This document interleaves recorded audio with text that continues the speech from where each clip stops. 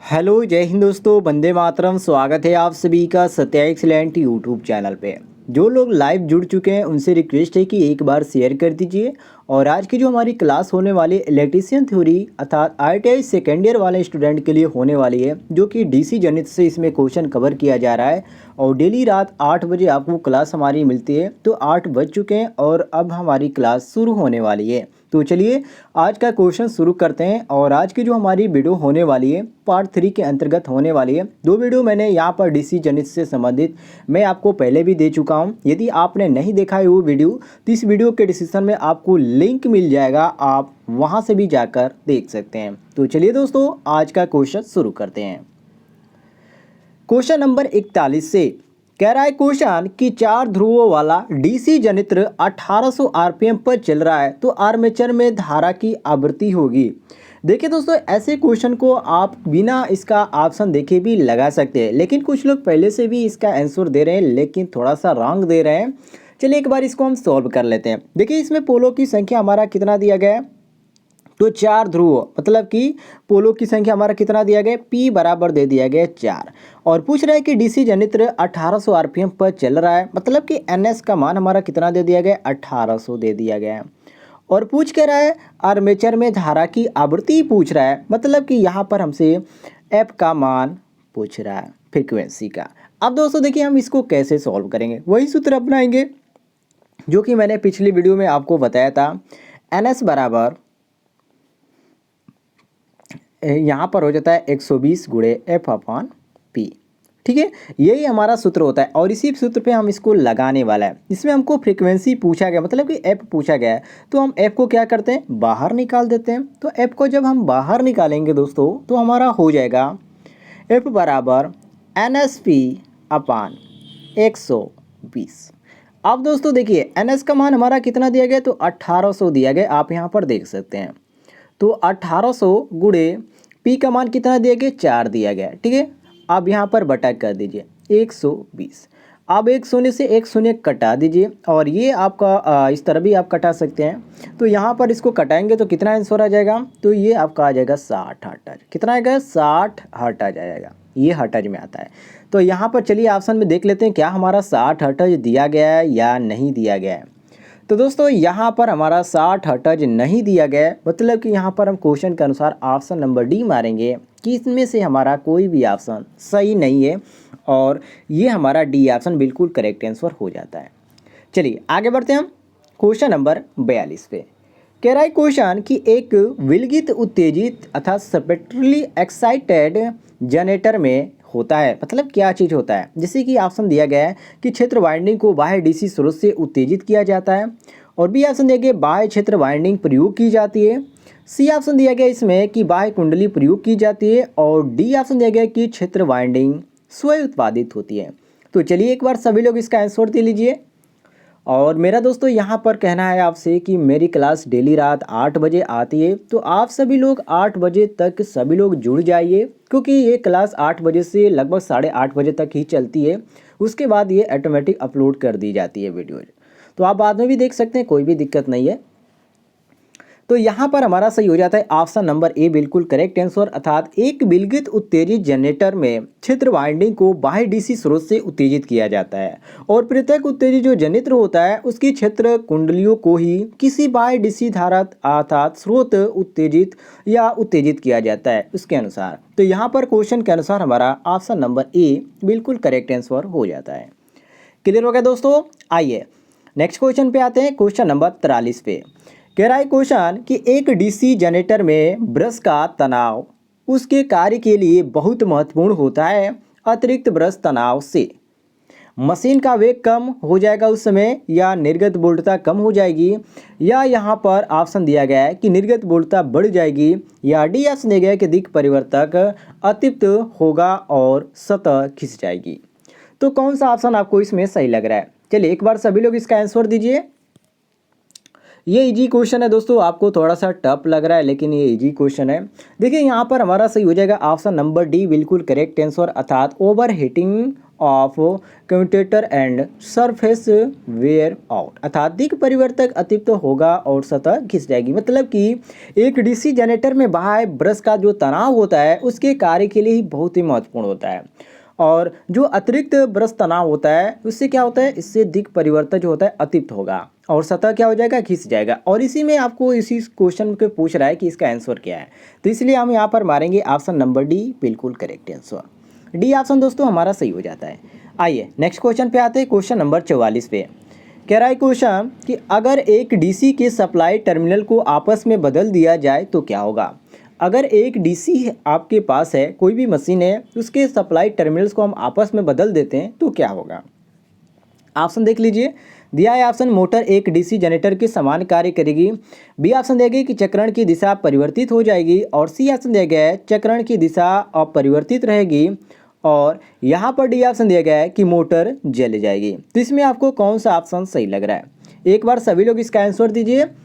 और यहाँ पर सबसे रिक्वेस्ट करूँगा कि आप वीडियो पर एक लाइक जरूर कीजिए, आप लोग लाइक नहीं करते हैं तो आपसे रिक्वेस्ट है आप वीडियो पर जरूर लाइक कीजिए। तो देखिए दोस्तों, अगर एक डीसी मोटर की सप्लाई टर्मिनल से उसको हम आपस में बदल देते हैं, ठीक है, तो वो चक्रण की जो दिशा होगी वो अपरिवर्तित रहेगी। मतलब कि डीसी मोटर के आर्मेचर या फील्ड टर्मिनल किसी एक को बदलकर जनरेटर की दिशा को हम क्या कर सकते हैं, परिवर्तित कर सकते हैं। इसलिए यहाँ पर हमारा सही हो जाता है ऑप्शन नंबर जो यहाँ पर सी दिया गया है, ये क्वेश्चन के अनुसार हमारा सी ऑप्शन बिल्कुल करेक्ट आंसर हो जाता है। सी ऑप्शन हमारा यहाँ पर सही हो जाएगा।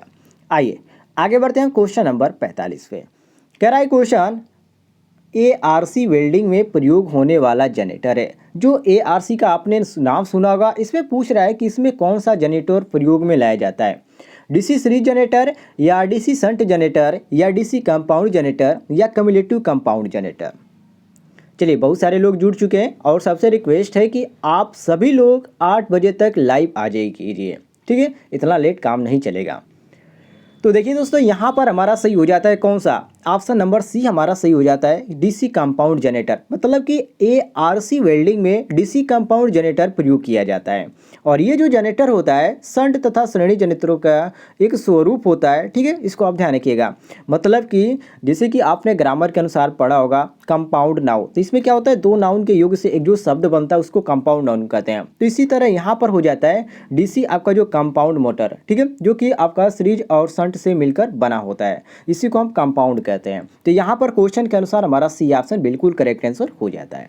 चलिए आगे बढ़ते हैं हम क्वेश्चन नंबर 46 पे कह रहा है क्वेश्चन कि ट्रिप्लेक्स लैप वाइंडिंग में कम्यूटेटर पिच वाईसी का मान होता है। वेरी वेरी इंपॉर्टेंट है। देखिए इसमें पूछ रहा है कि ट्रिप्लेक्स लैप वाइंडिंग में कम्यूटेटर पिच वाईसी का मान होता है। ऑप्शन दिखा देते हैं आपको, कौन सा ऑप्शन दिया गया है। जैसे कि ऑप्शन दिया गया आपका 2, -2 और 3 और 4 दिया गया। चलिए सभी लोग बताइए। तो दोस्तों ये बहुत ही इजी क्वेश्चन है, क्योंकि वाईसी का जो मान होता है ट्रिप्लेक्स लैप वाइंडिंग में कम्यूटेटर पिच पर, वो वाईसी का 3 होता है। क्या होता है दोस्तों, वाईसी का 3 होता है। तो यहाँ पर हमारा 3 दिया गया, ऑप्शन नंबर सी, तो हम सी ऑप्शन करेक्ट मारेंगे। आइए नेक्स्ट क्वेश्चन पे हम आते हैं, क्वेश्चन नंबर 47 पे कह रहा है क्वेश्चन कि यदि एक क्वाइल के सिरों को कम्यूटेटर बार पर एक पोल पिच की दूरी पर जोड़ा जाए तो इस वाइंडिंग को कहते हैं लैप वाइंडिंग या वेव वाइंडिंग या रिंग वाइंडिंग या आयताकार वाइंडिंग। कौन सा वाइंडिंग उसको कहा जाता है। क्वेश्चन को एक बार और रिपीट कर देते हैं, सभी लोग आंसर दीजिए। यदि एक क्वाइल के सिरों को कम्यूटेटर बार पर एक पोल पिच की दूरी पर जोड़ा जाए तो इस वाइंडिंग को कहते हैं, मतलब कि कौन सी वाइंडिंग कहते हैं। कुछ लोग इसका आंसर दे रहे हैं, कुछ लोग वीडियोज केवल देख रहे हैं, कुछ बोल ही नहीं रहे हैं, नहीं कोई आंसर भी आ रहा है। तो ध्यान दीजिएगा दोस्तों, यदि एक कॉइल के सिरों को कम्यूटेटर बार पर एक पोल पिच की दूरी पर जोड़ा जाए तो इस वाइंडिंग को हम वेव वाइंडिंग कहते हैं। क्या कहते हैं दोस्तों, वेव वाइंडिंग कहते हैं। और वेव वाइंडिंग के बारे में मैंने पिछली वीडियो में आपको जानकारी दिया था, लैप वाइंडिंग और वेव वाइंडिंग दोनों के बारे में। यदि आप लोग वो वीडियो नहीं देखे हैं तो इस वीडियो के डिस्क्रिप्शन में आपको लिंक मिल जाएगा, आप वहाँ से भी जाकर देख सकते हैं। तो यहाँ पर क्वेश्चन के अनुसार हमारा सही हो जाता है ऑप्शन नंबर बी, बिल्कुल करेक्ट आंसर। और दोस्तों मैंने सारे वीडियोज़ का, जितने मैं वीडियो सेकेंड ईयर का बना रहा हूँ, सारे का मैंने प्लेलिस्ट पे बना दिया है, ठीक है। प्लेलिस्ट से के अनुसार भी आप देखना चाहते हैं तो देख सकते हैं, क्रम अनुसार आपको सारी वीडियोज मिल जाएगी। क्वेश्चन नंबर 48 पे हम आते हैं। कह रहा है क्वेश्चन कि कॉइल के सिरों को कम्यूटेटर सिगामेंट पर जोड़ने की प्रक्रिया को कहते हैं कम्यूटेटर कनेक्शन या कॉइल कनेक्शन या स्लॉट कनेक्शन या पाइट कनेक्शन। कौन सा इसको कनेक्शन कहा जाता है? क्वेश्चन को ध्यान से देख लीजिए। कह रहा है क्वेश्चन कॉइल के सिरों को कम्यूटेटर सिगामेंट पर जोड़ने की प्रक्रिया को कहते हैं। चलिए सभी लोग बताइए।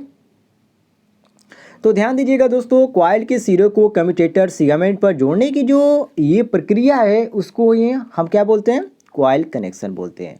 और यहाँ पर जो हमारा दिया गया ऑप्शन नंबर बी, ये कॉइल कनेक्शन लिखा गया है, ये हमारा बी ऑप्शन क्वेश्चन के अनुसार बिल्कुल करेक्ट आंसर हो जाता है।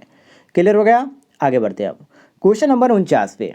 कह रहा है क्वेश्चन कि लेविथ अर्थात लेवल कंपाउंडेड डीसी जनरेटर का उपयोग निम्न कार्यों के लिए होता है: विद्युत आर्क वेल्डिंग में, या विद्युत ट्रैक्शन में, या बैटरी चार्ज करने में, या प्रकाश के लिए अर्थात लाइटिंग के लिए। कौन सा ऑप्शन आपको सही लग रहा है? मात्र आपको 5 सेकंड का ही मौका दिया जाएगा। मैं दोस्तों हर वीडियो में आपको बोलता हूं कि हर क्वेश्चन के लिए आपको मात्र 5 सेकंड का मौका दिया जाएगा, क्योंकि आपकी परीक्षा जो है काफ़ी नज़दीक है और इस बार आपकी ऑनलाइन होने वाली परीक्षा संभावना यही है कि ऑनलाइन ही हो। और यहाँ पर देखते हैं कौन सा ऑप्शन आपको सही लग रहा है। तो देखिए दोस्तों, लेवल कंपाउंड डीसी जनरेटर का जो उपयोग होता है विद्युत ट्रैक्शन तथा प्रकाश मतलब कि लाइटिंग के लिए किया जाता है। तो यहाँ पर हम डी ऑप्शन बिल्कुल करेक्ट मारेंगे, बिल्कुल करेक्ट आंसर ऑप्शन नंबर जो डी दिया गया हमारा डी ऑप्शन करेक्ट हो जाता है। क्लियर हो गया? आगे बढ़ते हैं क्वेश्चन नंबर 50 पे।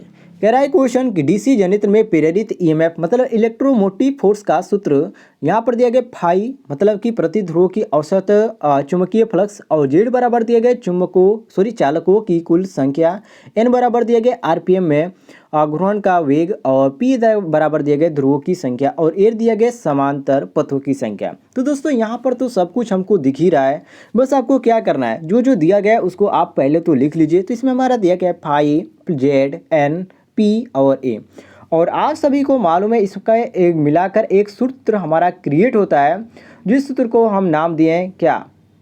ई बराबर phi Z N P upon 60A। आपने सूत्र का नाम सुना होगा, ये आपका सूत्र मैच करा है, देख सकते हैं ई भी मैच करा है और ई भी है आपका फाई जेड एन अपान 60A है और पी भी है। ठीक है, तो ये हमारा सूत्र बनता है। तो ये हमारा सूत्र ऑप्शन नंबर ए करेक्ट हो जाता है। और यहाँ पर थोड़ा सा इसके बारे में हम बात करें तो देखिए, आर्मेचर के अभिकरण की संख्या के लिए प्रति मिनट जो होता है इसको एन से दर्शाते हैं, और आर्मेचर की परिभ्रमण संख्या को प्रति सेकंड में अर्थात एन अपान 60 में करते हैं। ठीक है, इस तरह यहाँ पर हमारा क्वेश्चन के अनुसार ये सूत्र क्रिएट होता है। तो ऑप्शन नंबर ए हम करेक्ट मारेंगे। आगे बढ़ते हैं हम क्वेश्चन नंबर 51 पे। कह रहा है क्वेश्चन कौन सा जनित्र सभी लोड पर स्थित या स्थिर वोल्टता देता है? यहाँ पर ऑप्शन दिया गया अस्तर कंपाउंड जनित्र, संचायी कंपाउंड जनित्र, सी ऑप्शन दिया गया अंतरिक कंपाउंड जनित्र, और डी ऑप्शन दिया गया श्रृंखला जनित्र। तो कौन सा ऑप्शन आपको सही लग रहा है? क्वेश्चन भी आपके सामने है, ऑप्शन भी आपके सामने। कमेंट बॉक्स नीचे सभी लोग इसका आंसर दीजिए, बहुत ही इंपॉर्टेंट क्वेश्चन है दोस्तों। तो ध्यान दीजिएगा, लेवल कंपाउंड जनरेटर सभी लोड पर क्या रहता है? स्थिर वोल्टेज देता है। ठीक है, तो यहाँ पर जो हमारा दिया गया ऑप्शन नंबर ए, ये हमारा क्वेश्चन के अनुसार ऑप्शन नंबर ए बिल्कुल करेक्ट आंसर हो जाता है। आज के यहाँ पर वीडियो में थोड़ा सा आपको इजी क्वेश्चन देखने को मिल रहा है, क्योंकि यहाँ पर ज़्यादातर क्वेश्चन कवर नहीं हो पाया। जितना भी आपको लगता था कि ये क्वेश्चन परीक्षा में पूछने लायक है तो मैंने कवर किया।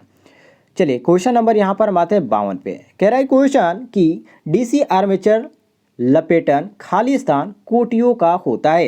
लेफ्ट लपेटन और विभाजित, बी ऑप्शन दिया गया संकेंद्रण और विभाजित, सी ऑप्शन दिया गया है हीरा और संकेंद्रण, और डी ऑप्शन दिया गया लैप और तरंग।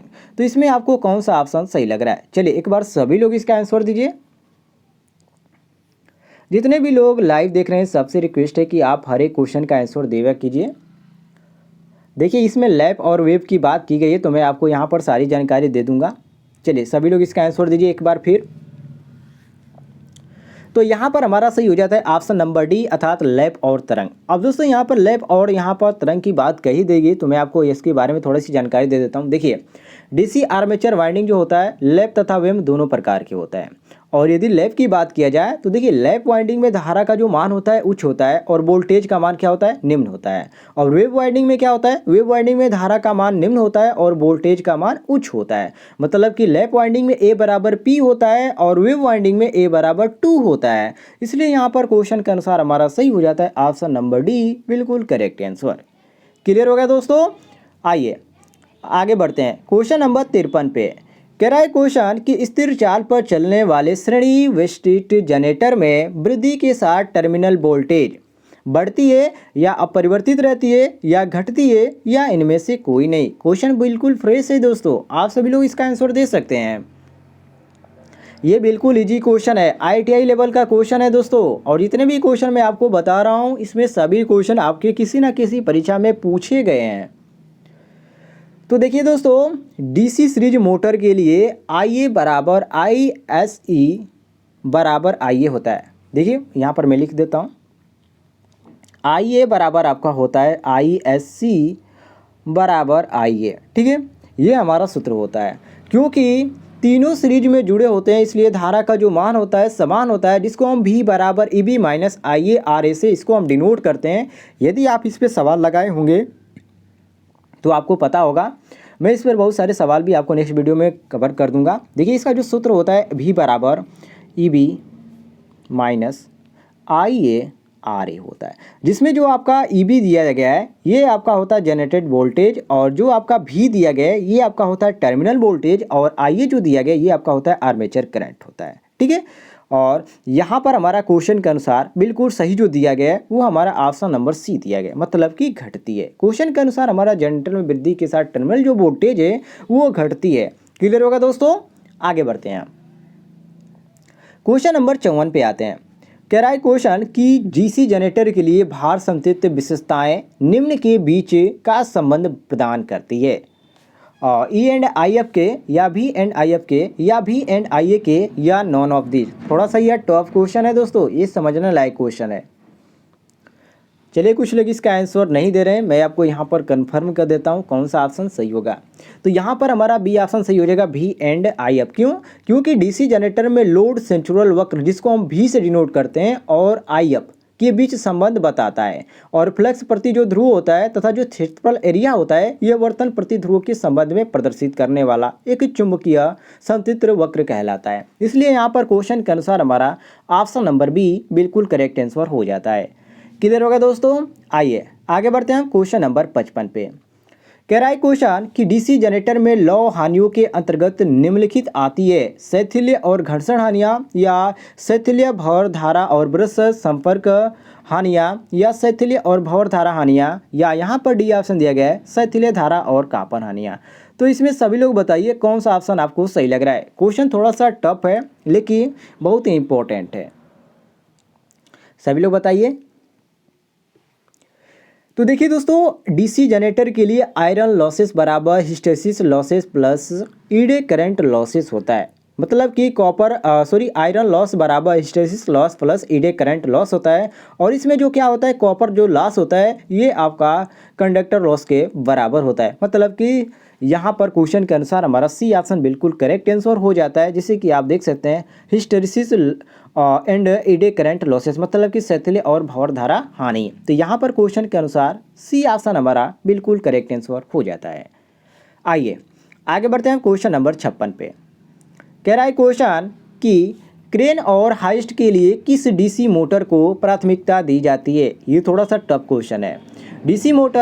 शंट मोटर या संचाई कंपाउंड मोटर, सी ऑप्शन दिया गया श्रेणी मोटर और डी ऑप्शन दिया गया इनमें से कोई नहीं। चलिए एक बार सभी लोग इसका आंसर दीजिए, थोड़ा सा टफ क्वेश्चन है दोस्तों।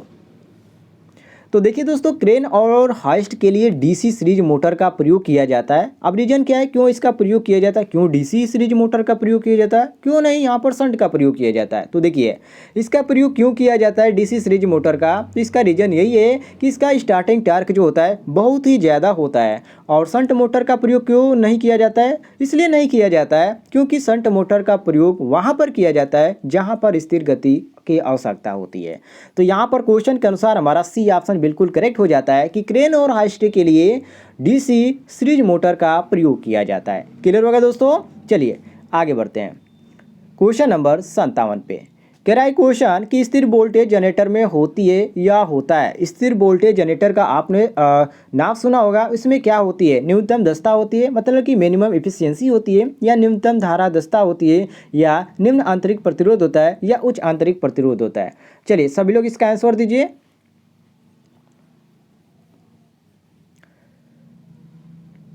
वेरी वेरी इंपॉर्टेंट क्वेश्चन है दोस्तों ये।